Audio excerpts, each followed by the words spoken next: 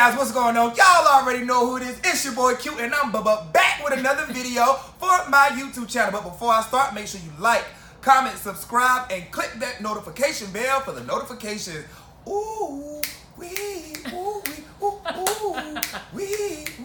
I have the amazing, listen, we ready to go. We all are in for a treat today. I have Loving Hip Hop Miami's Veronica Vega in the building. Ooh. Let me tell you what I love about Veronica so far. And we've only known each other for like literally a few days. First of all, her looks are always so simple, but they kill. Thank you. And she always has on amazing shades or amazing glasses. Thank you. You know, I have a secret. Like, I always hate how my eyes look in pictures without glasses. So I always wear glasses because I feel more comfortable when I wear them. So I'm going to come raid your glasses and shade cabinet. You know what's crazy? That I get a lot of my shade. I lose my shades a lot because I wear shades so much. I lose them a lot. So I get like affordable shades from like online boutiques. Like Gloss the Label sends me a lot of stuff. Like, it's like literally. I need to become a brand ambassador. If they can just send me like 40 pair a week, because I promise you I can lose shades. Giant like vintage, like this. They send me. Have you ever thought about doing your own frame line? I have thought about it, but I'm not a good multitasker. I'm only one task at a time. So I first want to get my music off and then, you know, do other stuff. Because they've asked me about fashion stuff too, and I would love to do fashion stuff, but it's just like. Yeah, because your looks kill. Even what you have on today is just like, it's simple, but you can wear it anywhere. Thank you. We thrift a lot. This is thrift. Yeah, thrift a lot. So welcome to the ATL. How's it going so far? I love Atlanta. Oh, we just wrapped up the Love and Hip Hop Miami reunion.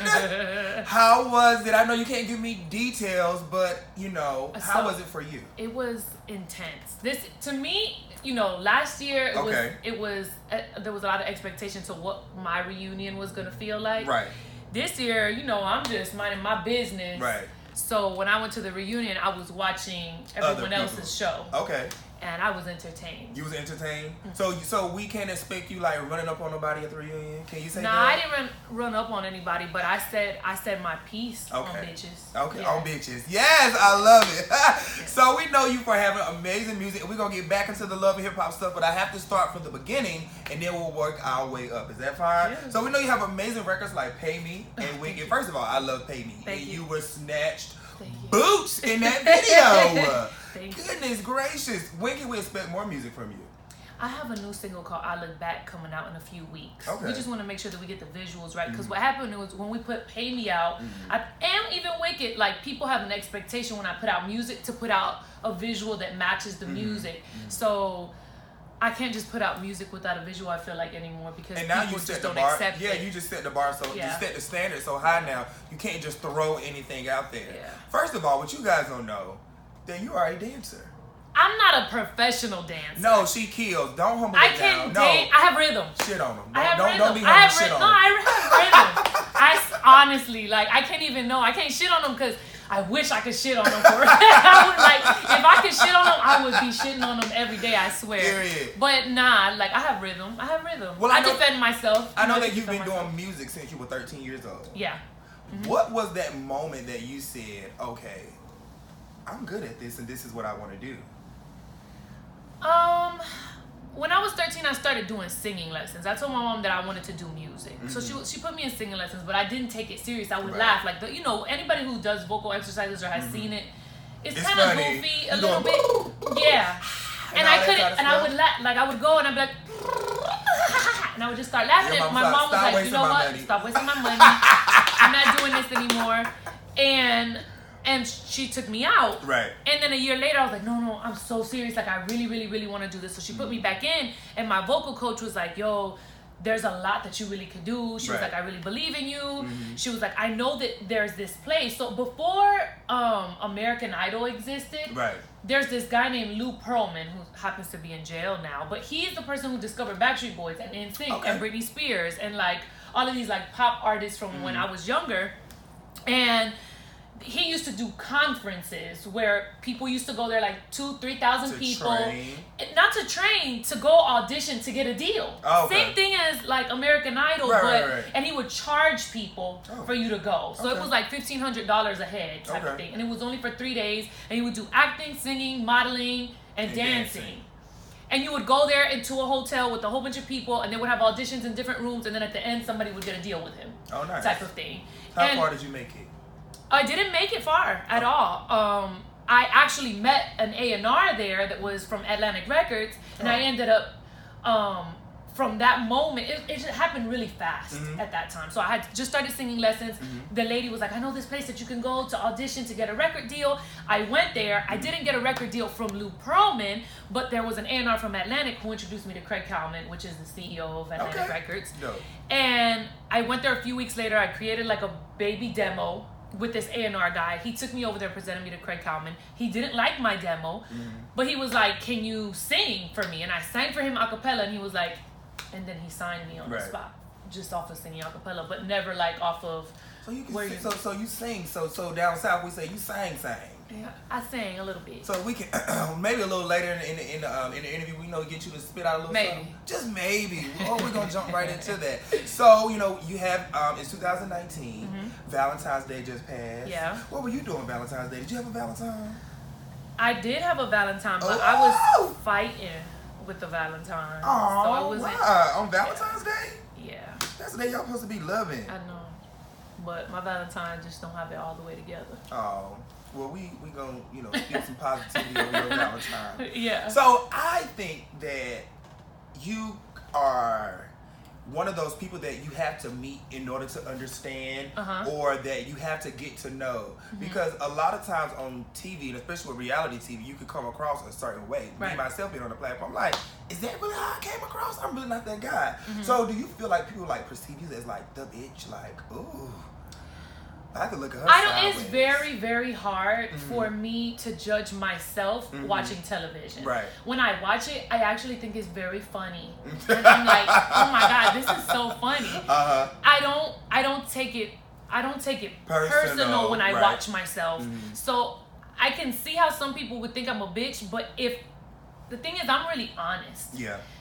And I fuck with honest people. Like, I really fuck with honest people. So if I feel like you're honest and it seems shady or was fucked up, I'm like, well, the bitch was honest. Right. So I don't really care. I don't take it like it was messed up. I'm just like, oh, it was the truth. And the truth sometimes comes off petty, but it's not petty. It's just the truth.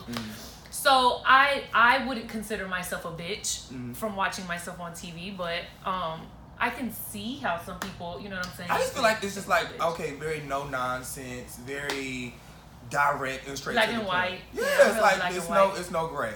And so with that being said, last season from let me ask you this. Are you surprised that Love and Hip Hop Miami had a second season? Because I think a lot of people were surprised. I never even thought about that. You didn't think about that? I never even thought about that. I think I knew that we would have a second season because the ratings from first season were actually really good. Yeah. So I don't know if there would be a third, but I knew for sure there would be an opportunity to have a second. But I never really thought about it. Now that you're asking me, I'm like, yeah, I just assumed that we would have a second season only because I remember when we got the ratings in from first season, they were really good. They were really high. Yeah. So speaking of a second season, would you be interested in coming back for a third season if they invited you back? I'm always invited back. Oh, yes, ma'am. Don't ever get it twisted. But I don't know. I don't know. It just depends on like where I am and where my scheduling is and like where my goals are, how far know I am into the things that I think are a priority in my life. You know what I'm saying? And then where that falls in the priority list. Let everybody know, what was it that you think that producers or Mona or whoever, because you were busy and had a career before Love and Hip Hop. And so what was that thing that you would say, like, this is why I feel like they came after me to be a part of the show? I think it was Pay Me. I think it was Pay Me. I think when they saw Pay Me went viral. It did. I remember going on people's Facebooks and seeing people's reposts have 1 million views on a repost. On a repost, right. Yeah. So I think it was the controversy around the Pay Me record and like how it impacted the community, I guess. Right. And then for them, and then me not caring about what anybody said about it, and I love continuing that about you. to do. I love the fact that I'm so sorry to cut you off. I love the fact that because I read comments and stuff like that, because I'm very detailed like that. You used to be like, child, y'all about to get into this record. You either gonna like it or you don't. And if you don't, I'm still about to put it out. I'm still about to be on your TV screen. Like, I love that attitude. I think we have similarities when it comes to certain characters. Well, I'm a cuss baby. I'm a Taurus, but I'm a Aries You Taurus. are? Yeah. That's why we like each other. Yeah. I'm a little bit fiery. I think I get the fiery part from Aries, and then I get my my, I guess, subtle groundedness from the Taurus. My whole life I thought I was a Taurus because I'm the 16th. And so I think that's the cutoff date. Was it the 19th? That's no, it's the 21st. Is it the 21st? I thought it was like yeah, the you're 19th. A real Aries, baby. Child, so my whole life until I was like grown, I thought I was a Taurus. And I looked at I'm like, no. No, I have a lot of Taurus traits, so I'm really stubborn. That's probably another reason why I'm like, oh, if you don't like it, you don't like it. Yeah. But I also, like I said, I started music such a long time ago, and then like growing into my style of music, growing into myself, growing into a woman, like all of these things happening, it took me a long time to be comfortable with who I was. Right. And so now that I'm in a place of the most comfort I've ever felt, I feel like I can't allow people to push me out of who I ended up becoming or me being comfortable with myself. So now you want me to be something else because it makes you feel comfortable, and I refuse to do that for somebody. Right. If I'm not harming you, if I didn't do anything to you, I don't understand why you would want me to be different than what I already am. And I'm saying? I just have to touch on the subject for 2 seconds. Speaking of you being comfortable with who you are, I love the fact that you have not backed down yet from the comments or the people who feel as though you should stop saying the N-word. And I love the fact that you're comfortable with, listen, this is who I am, regardless of what you think. This is who I am. And I'm not even gonna let you elaborate on it because I heard you elaborate on it this week in such a tasteful manner. I was like, I understand it now. I appreciate it. I mean, I think on the show it seems as if I'm doing it in an antagonistic, derogatory form. Right. And that was never my thing. Like, even when I made Pay Me, because I think that's where it started from. Because it was never like, oh, she says it to somebody on the show and she was trying to offend them. It really came from the record Pay Me, and then it just like all got intertwined. But even when I do my music for people like me, people who, you know what I'm saying? Like, I think that every artist does stuff for people who they are relate to or a part of or whatever. So nothing that I ever do is to harm people. Matter of fact, everything that I do is to hopefully create like awareness and grow, and like that's all that I ultimately want to do in life is like get better. You know I feel like it's equivalent to you have rappers and men who call females the B-word. It's not equivalent. You don't think so? Nah, it's not equivalent. It's definitely not equivalent because a bitch is different. It doesn't come with the same. It doesn't come with the same sadness. You know what I'm saying? It doesn't come with the same insult. It doesn't come. It's not the same. It's definitely not the same. But I think just from coming from Miami, in I think New York and like a lot of places, it's not a racial slur. For us, it's That's like it's a word like to communicate. It's I'm like, about to say it's like slang. We're friends. Yeah, like it's not what's up, B? So it's not like I'm always like, I don't even know if we're allowed to curse on here, but we've been cursing this whole time. It's okay. I'm you sorry. can be free. No, you are but fine. it's never like, even when by the way, I also come from a family who curses a lot and who is very vulgar. Yeah. And is very comfortable in being vulgar. Like my mom will walk in and be like, "Oh, what are you doing, bitch? Sucking dick?" And and so when I do that to other people, and they're like, how do you talk with your mom like that? So I never really knew censorship. That's so funny. And then we never mean it in like, she doesn't really mean it was I sucking dick and thinks that I'm a dick sucking ass bitch. You see what I'm saying? But it's just like it like makes things lighter and funner. That's or your relationship. Yeah. Speaking of your mom and you know your family, the episode with your grandmother and your sister was definitely a tearjerker, heart jerker, because I was like, I understand what you're saying. You know, you feel like you have the weight of the world on your shoulders. That was such a sensitive and just heartbreaking, but yet warming to just see you in that light, to see you just break down and, you know, not see the, not just say the rah-rah, but just see the other side of you. And then just to hear your sister's response and be like, no, you're like our superhero. You're my superstar. Keep going. So I just want to hear you elaborate on that, just to, I guess, just the close niche of your family. We're a family of women, so I only have sisters, right? And then, although my mother only has brothers, it was like my mom, my grandma, and my sisters. And that was us. You know what I'm saying? It was like on us to protect ourselves. My grandfather was always like the foundation, the person who like kept us grounded. When my grandfather passed away a few years back. And so it kind of like I guess I don't know how you say it in English, but like it kind of like messed everything up. It like made everything unbalanced. That's fine. And after that, I was like, oh my God, now that my grandfather passed away, like who's really gonna take the lead role and like leading the family to not necessarily success, because success is defined by different things for different people, but to peace. Because I think that everybody in life is like searching for peace. And I feel like if my grandfather died and my grandfather always kept the peace, I feel like I'm in charge of like somehow being able to do that. And I feel like with me having success in my career, I can have peace within myself and then be able to give peace to my family, you know? That's just so good. I just love to see. I just love when I meet you guys and when I'm interviewing. I just love to see that other side that we don't get to see on camera, because for the most part, you know, we always. Well, see this is my 99% side. 99%. This is my 99% side. No, I'm so serious. It's my 99% side. What happens is when you go on a reality TV show, they really like they grab your 1% and they're like, and hold on to it. Speaking of that 1%, but my 1% is. Oof.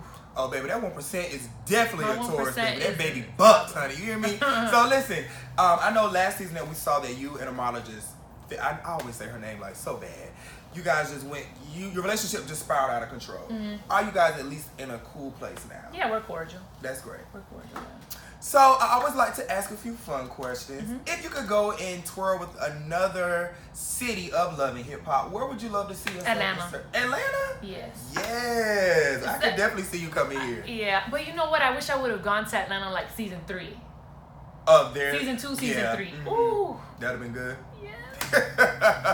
Yes. And who is your favorite character of Miami outside of yourself? Whose storyline do you love to watch, or who do you be like, oh my gosh, they about to turn up and I'm here for it? Oh God. Oh. I don't know. I'm not. I'm not a.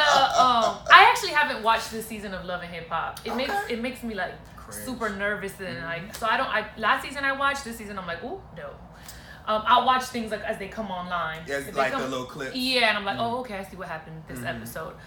But I know who I like on other seasons of Love and Hip Hop. I'm Jocelyn.